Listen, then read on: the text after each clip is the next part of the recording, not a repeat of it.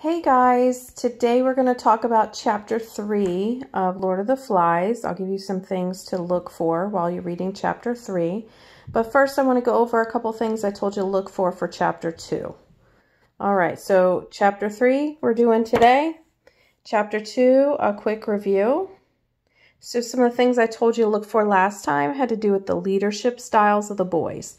So hopefully you realize that Piggy is kind of being picked on, right? He's the smartest one. He's got the best ideas, but Ralph and Jack are the acceptable leaders because they look stronger. They seem more like leaders.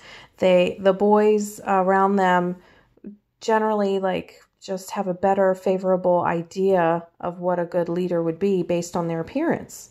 So Ralph and Jack appear strong and fearless, whereas Piggy, although he has these great ideas, he seems weak, and so no one will listen to him. In fact, there's one part in the chapter where he's coming up with all these ideas, and no one is listening to him, and he even points out that when Ralph just said the same thing he said, but when he said it, nobody listened. But when Ralph said it, everyone thinks it's a good idea. So some other things you should have noticed is Ralph is trying to maintain order in a sense of society. He has the kids, all the boys meet together.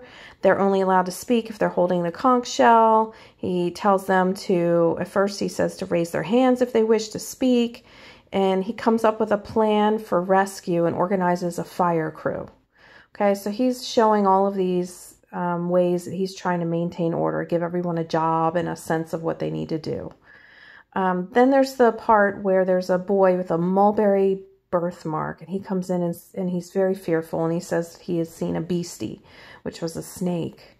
And the way the boys react to that child is very different, and it kind of is starting to show us these leadership styles becoming more apparent about how different they are, right? So when the boy is scared about the beastie, we've got Ralph denying it, saying there's no such thing. There isn't a beastie. He won't listen to the kid, and he's just adamant about how there is no beastie. Whereas Jack vows that he's going to hunt and kill the beastie. So that should be playing out in your mind. What motivated them to act that way? Why are they acting this way? What happens at the end of the chapter that's particularly horrifying? That's the fact that they don't know what happened to that kid with the mulberry birthmark. He's missing. So we can presume that he got burnt up in the fire. Another thing that you're noticing is that the boys are boys, right? They're not reacting to this the way grown men would, and realizing that starting a fire is a really bad thing because it could get out of control the way it did.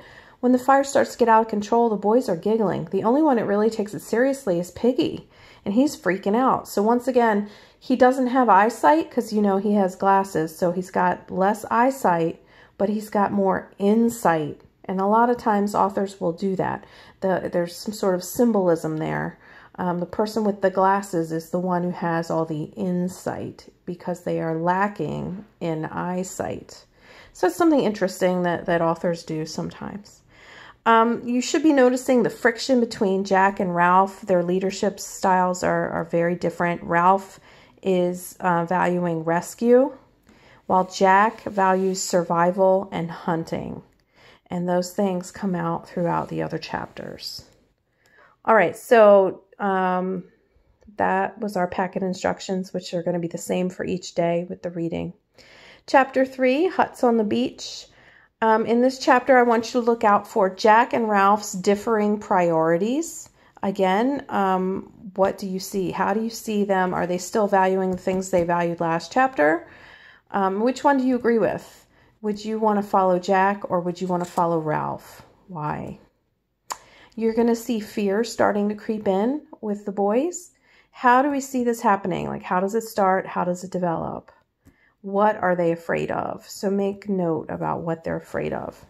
You're also going to see Ralph and Jack, a rift developing between them. Okay, so pay attention for that. Look for signs that this rift is developing. We'll just want to look and make any note of any quotes you think that kind of go with that. Simon is another character who comes up in this chapter. So take note of Simon. What is he like?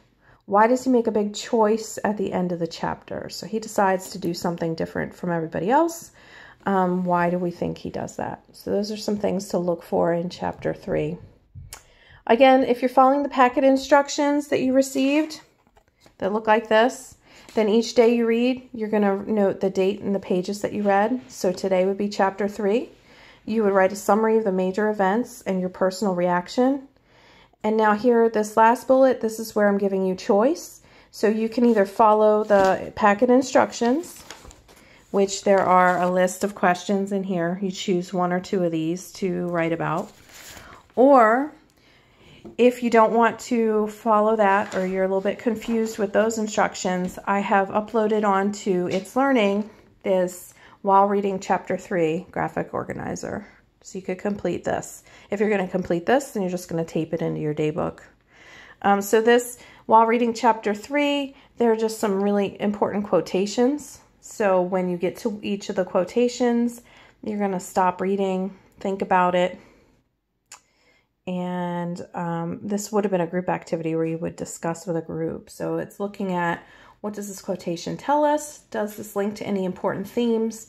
Does this tell us anything important about a certain character? How does this hint at what might happen next in the novel?